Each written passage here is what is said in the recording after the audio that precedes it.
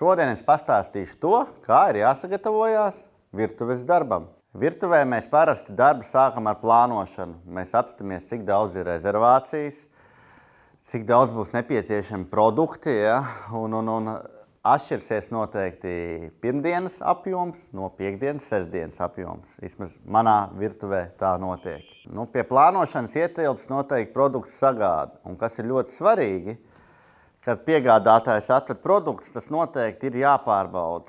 Nereti gadās tā, ka kaut kas nav ielikts vai kaut kas ir aizmirsts un tev vakarā to produktu vajag, un tad tu to piefiksē, un tā sākās lielā skriešana un neliederīgi iztērēts laiks.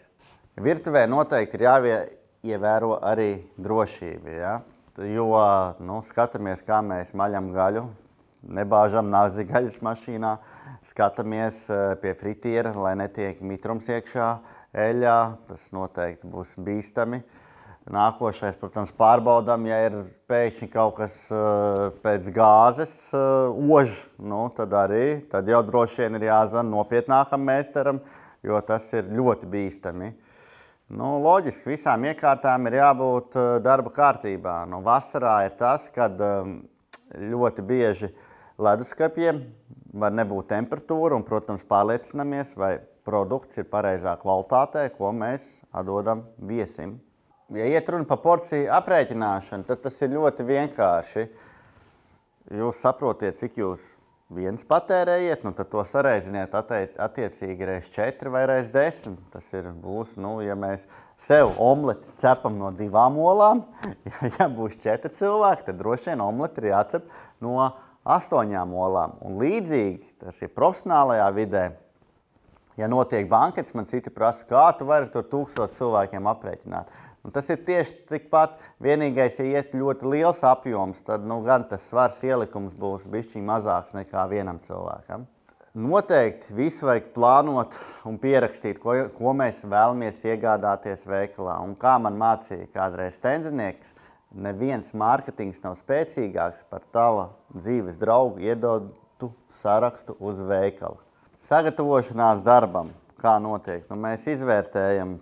Kaut vai, ja mēs vāram pelmeņus, lai mēs procesu pātrinātu, mēs varam ieslēgt varbūt teikanu un ielikt daudz mazāku ūdeni, un tad teikana uzvērās, tas noteikti būs daudz ātrāk. Vai ja mēs vāram buļļonu, tad mēs pirmais uzliekam vārīt buļļonu zupai, un pēc tam mēs mizojam kartupeļus, mēs, mizojam burkānus, tīram sīpols un tā tālāk. Lai darbs dara darbu. Pirmais nosacījums, lai mēs gatavotu, mums ir pašam jābūt veselam. Noteikti negatavojiet, ja jums ir mazākais aizdomas, ka jūs esat apslims, ja jums ir kāds bacils. Noteikti jums ir jābūt veselam. Protams, ir nianses, ja konvekcijas krāsnī ir jābūt ieslēgtai, viņa uzsilst attiecīgā laika posmā. Vai tāpatām necepam neko uz augstas eļļas, ja? Tā arī jāuzsilta. Sekojam saviem procesiem vienkārši darba līdz. Kas attiecās uz ēdienu pasniegšanu, jeb noformēšanu, atceramies, ka mēs ēdienu pasniedzam pēdējā brīdī, pirms mēs nāk viesis, tuvinieks vai kāds cits cilvēks. Noteikti nesākam ēdienu pasniegt ar mērci, ja? Neuzliekam mērci un tad neliekam visu pārējo. Liekam secīgi, principā, parasti tas ir piedevas, tad ir gaļa vai zivs, un tad noslēdzam to visu ar mērci. Vēl varbūt iestarpināšu, kas ir ar krēmzupām, ko atceramies. Ja? Tās arī, ja viņas ilgāk pastāv, tur sāk plēvīt vai virskāti tur veidoties, tās mēs arī lejam pēdējā brīdī pirms pasniegšanas.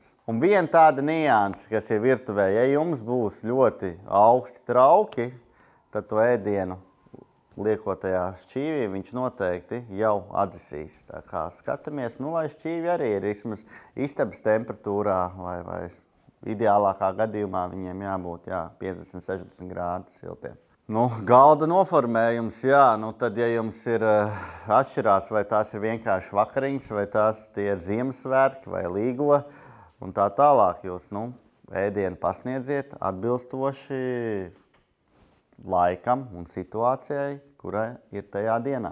Dārgais draugs, ja tu vēlies kādreiz kļūt par pavāru, tad es iesaku tev jau 14, 15 gadu vecumā jau iet palīgā virtuvē un jau redzēt tos procesus, jo es esmu redzējis cilvēkus, kas 20 gadu vecumā jau ir spējīgi būt pat šefpavāri, jo viņi ir jau no 15, 16 gadu virtuvē, ir bijuši intensīvi tā kā virtuvē.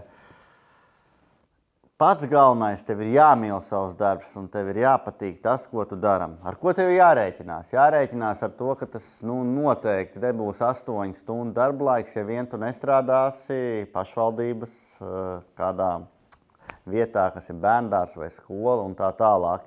Tās būs garas stundas, tas būs mājiņu darbs. Un kad visi atpūtīsies, tad tu parasti strādāsi, jo pavārs ir tas vai tā profesija, kas sagādā citiem svētkus.